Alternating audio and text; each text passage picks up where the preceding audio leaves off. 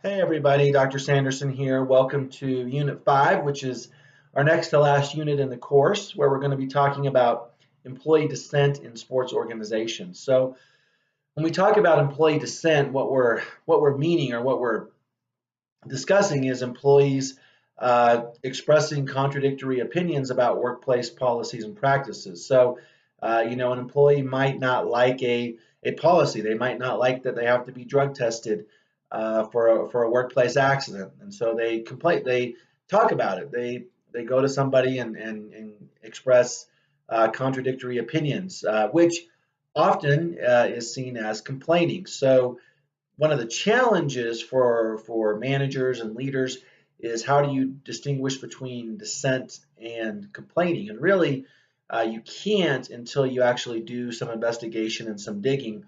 Kind of like with sexual harassment, you have to, do your due diligence and look into it and evaluate it, and then go from there. So it may be something that there's no substance to. Maybe something that requires attention. So within the unit materials and the lecture, you'll see that an employee can dissent to generally three types of audiences.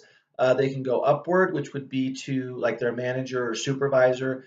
They can go crossways or lateral in the organization to a coworker, and then they can go outside the organization, like to a family member or friend, and that's called displaced dissent. And as you can imagine, in general, going to your supervisor is probably going to be the most effective way to try and get your dissent resolved. But that's not necessarily always the case. I mean, with social media and technology now, it's very easy to get your voice heard and sometimes put pressure on organizations because that information's out there versus just kind of keeping it in house. So we'll also look at different strategies for dissent. So you can just to go over a couple, you can come in with evidence and data to support your dissent, which we call direct factual appeal. You can go around your boss and go to someone else higher in the chain of command in the organization, and that's called circumvention.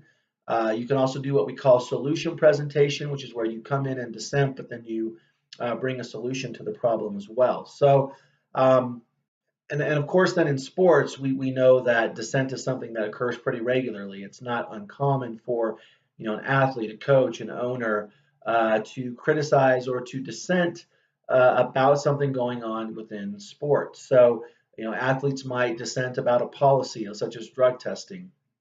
Coaches might dissent about rules policies in terms of how often they can practice and those sorts of things. So it's something that's pretty common in sport, and definitely leaders and executives and sports organizations need to be aware of it because uh, it can signal issues. And so there's a pretty strong connection there with organizational culture. Are we cultivating a culture where people can have their voice heard, and are we paying attention to it? Because if you don't, again, it's very easy for those people to go to the media and go to somebody else who will share their story. And we see that with, it's common for,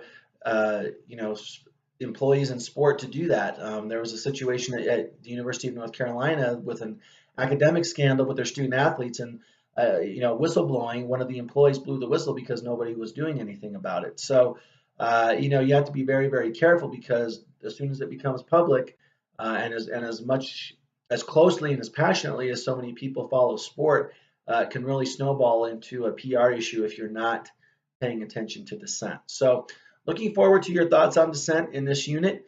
In addition to the discussion forum where you'll talk about employee dissent, remember your sexual harassment policy is due in this unit on Wednesday, August 2nd, and then you need to work on your last assignment for the course, which is your activism workshop about coaches and athletes.